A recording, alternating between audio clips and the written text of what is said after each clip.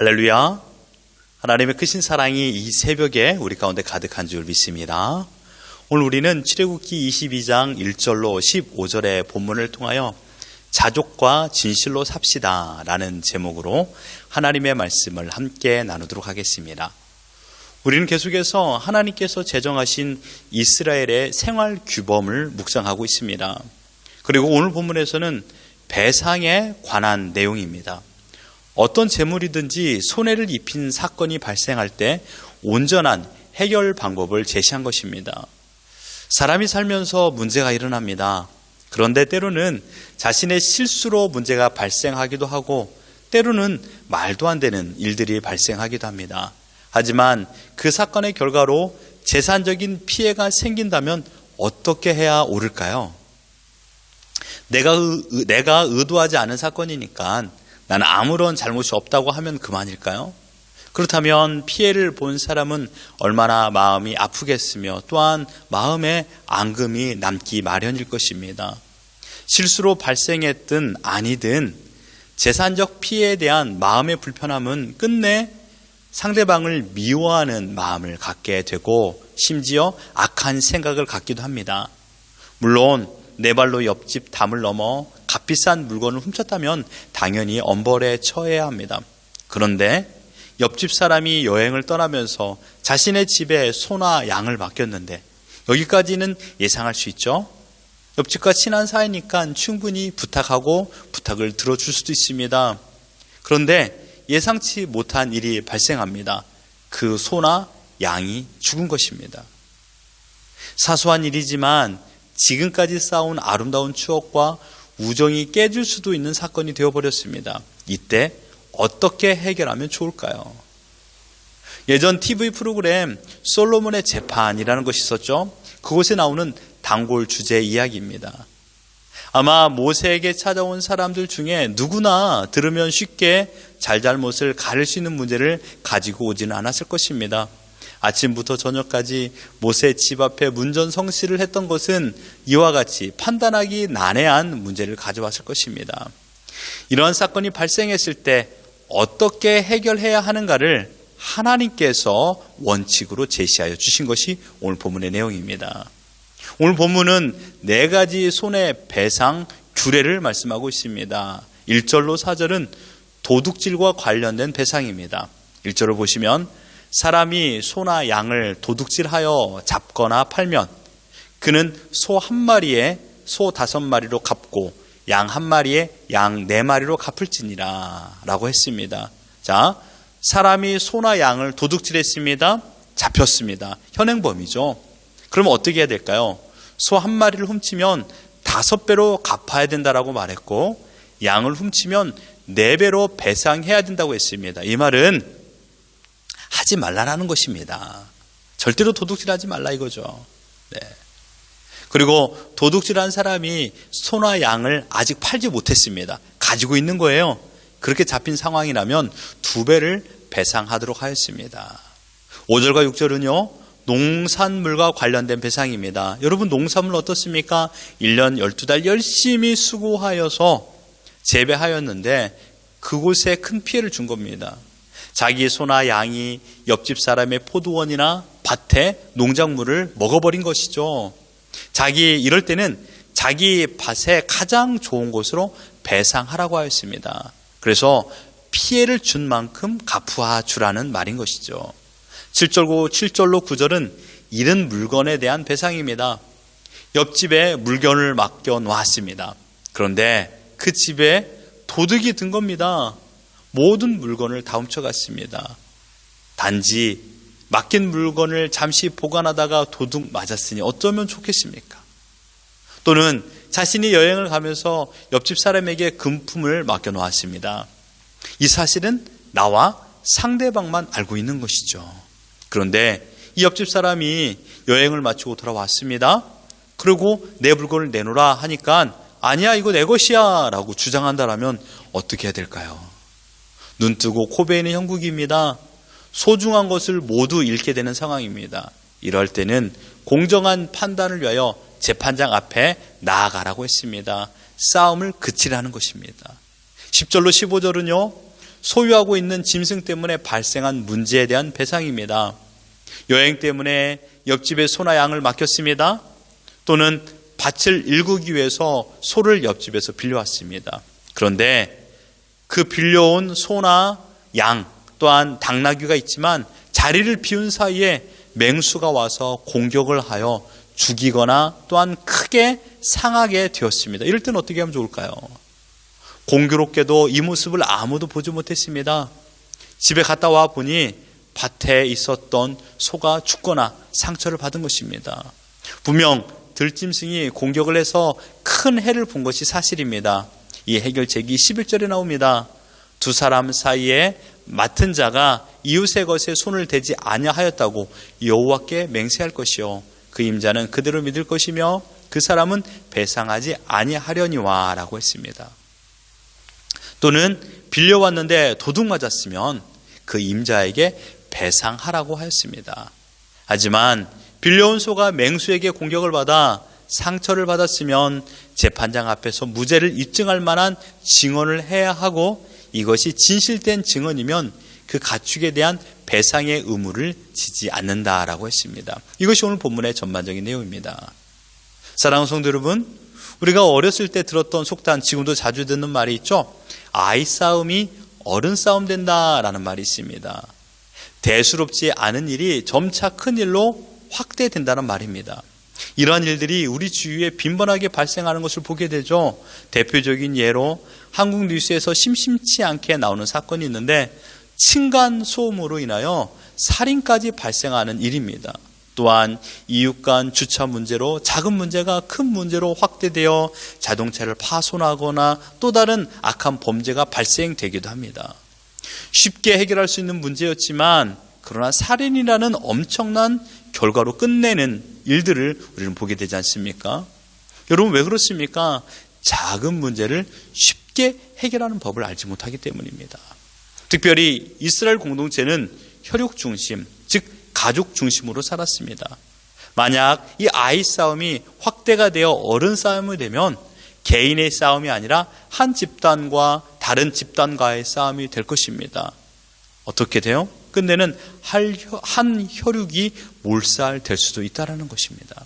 그래서 이스라엘 공동체를 잘 유지하기 위해서는 이러한 사소하면서도 어려운 상황을 해결할 수 있는 규제를 하나님께서 만드셨습니다. 그런데요, 이 문제를 자세히 살펴보면요, 아주 문제에 발생하는 원인을 우리는 쉽게 찾아볼 수 있습니다. 그것은 다른 게 아니라 자족과 진실입니다. 자족함과 진실함이 문제를 일으키지 않는 방법이고 또한 문제를 해결하는 방법입니다. 자족의 부족인 욕심과 진실함의 부족인 거짓의 문제입니다. 첫 번째는 자족입니다. 자족이라는 것은요, 내가 만족을 누리지 못한다는 것입니다. 남의 물건을 도둑질하는 것은 곧 욕심으로부터 비롯된 것이죠. 8계명을 보면 도둑질하지 말라, 10계명은 내 이웃의 집을 탐내지 말라라고 했습니다. 내 이웃의 아내나 그의 남종이나 그의 여종이나 그의 소나 그의 나귀나 무릇 내 이웃의 소유를 탐내지 말라라고 했습니다. 남의 물건을 탐내는 마음과 또는 남의 물건을 훔치는 행동의 근본 원인은 지금 내가 가지고 있는 것에 만족하지 못한 마음 때문입니다. 남의 것을 탐내는 마음과 행동은 욕심으로부터 시작되는 것입니다. 1절에 보면 사람이 소나 양을 도둑질하는 것은 엄연히 나의 욕심으로 비롯되어 공동체의 평안을 파괴하는 행동입니다. 그 행동의 근본 원인은 다름 아닌 욕심이었습니다. 한 사람의 욕심으로 인해 서로가 서로, 즉 이웃과 이웃 사이를 근심하게 만들고 두려워하게 만들고 의심하게 만듭니다.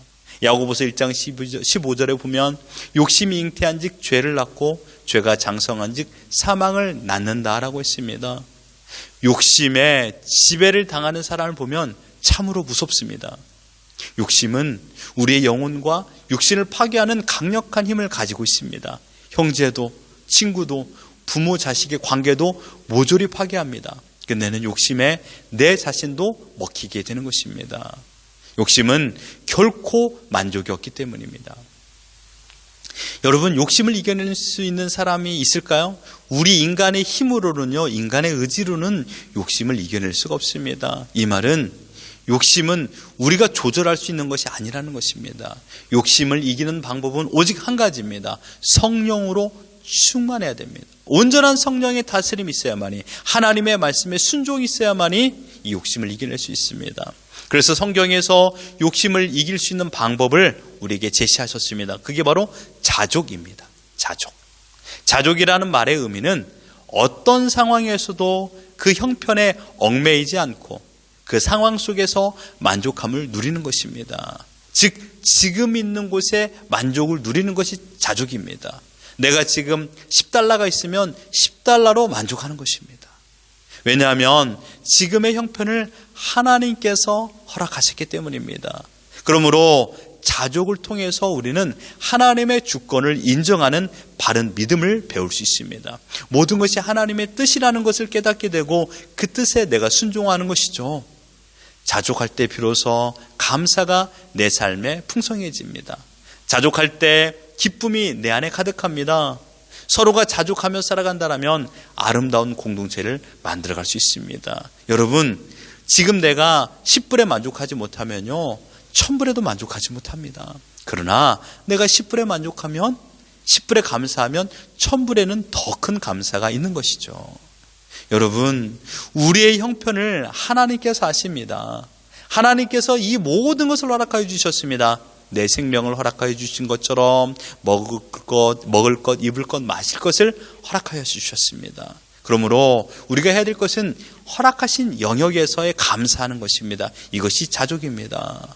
자족할 때 비로소 감사, 기쁨이 가득합니다. 여러분, 지금 여러분의 형편을 하나님께서 허락하여 주셨습니다. 믿습니까? 이 믿음을 가지고 자족하시길 바랍니다. 그러면 우리는 욕심을 이겨낼 수 있습니다. 두 번째로는 진실입니다. 오늘 본문의 법정에서 가장 중요하게 여기는 것은 증인의 증언입니다. 하나님께서는 증인의 증언에 대하여 먼저 우선권을 주셨습니다. 있는 그대로만 말하면 됩니다. 내가 죄를 범했든지 내 물건이 아니라면 아니라고, 내 실수로 인해서 빌려온 소나 나귀가 죽었다고 말하고, 아니면 내 잘못이 아니다라고 있는 그대로의 진실을 말하면 됩니다. 그 진실된 증언이 이웃과의 관계를 더욱 돈독하게 해줄 수 있고 반대로 더 악해지게 할 수도 있습니다. 내가 잘못했거나 실수로 인하여서 재산상의 피해를 끼쳤다면 그대로 갚아주면 됩니다. 하지만 그것을 숨기려고 거짓으로 증언했다가 그 재판석에서 자신의 잘못과 거짓이 드러나면 더 큰 상처와 수치를 당하게 되는 것입니다. 심지어 11절에 하나님께서 말했습니다. 여호와의 이름으로 맹세하라 라고 했습니다. 그렇습니다. 지금 우리가 말하는 것은 하나님 앞에서 말하는 것입니다. 즉 하나님 앞에서 진실적으로 말해야 모든 것이 해결될 수 있다는 겁니다. 하지만 그 모든 말이 거짓이라면 제9계명 내 이웃에 거짓 증거하지 말라라는 명령을 어기는 것입니다. 순간의 실수와 잘못을 진실되게 사죄하며 고백하는 자를 용서해 주지 않는 사람은 없습니다. 그러나 순간의 위기를 모면하기 위해서 거짓으로 진술한다면 그 죄는 더 커질 수밖에 없습니다. 진실은 우리 사회를 깨끗하게 만드는 정화 능력을 가지고 있습니다. 특별히 신자들이 진실된 삶을 살아야 됩니다. 너희는 세상의 빛이다. 너희는 세상의 소금이다라고 했습니다. 내 안에 거하시는 생명이 빛이신 예수님의 가르침을 따라 어두운 세상을 진실의 빛으로 비추는 것이 우리의 사명입니다. 또한 부패한 이 세상에 한 줌의 소금이 되어 부패를 막는 진실함의 역할을 감당하는 것이 우리의 사명인 줄 믿습니다. 바라옵기는 내 마음에 있는 욕심과 거짓을 자족과 진실함으로 이겨내시길 바랍니다. 하나님께서 원하시는 것은 자족과 진실입니다. 그 자족 안에 하나님의 절대 주권을 인정하는 믿음이 있고 하나님께서 베푸신 모든 일에 감사, 기쁨으로 영광을 올려드릴 수 있는 것입니다. 또한 진실함 속에 하나님의 거룩이 담겨져 있습니다. 사랑하는 성도 여러분, 하나님께서 허락하신 모든 일에 감사하십시오. 욕심내지 마십시오. 그리고 지금 허락하신 영역 아래 마음껏 누리십시오. 그리고 어떤 상황에서도 진실함으로 사십시오. 하나님께서 우리 마음을 보고 계십니다. 이런 자족과 진실함으로 하나님의 뜻 안에서 여러분의 형편 가운데 감사와 기쁨으로 또한 진실함으로만 살아가는 우리 모두가 되기를 예수 그리스도 이름으로 축원합니다.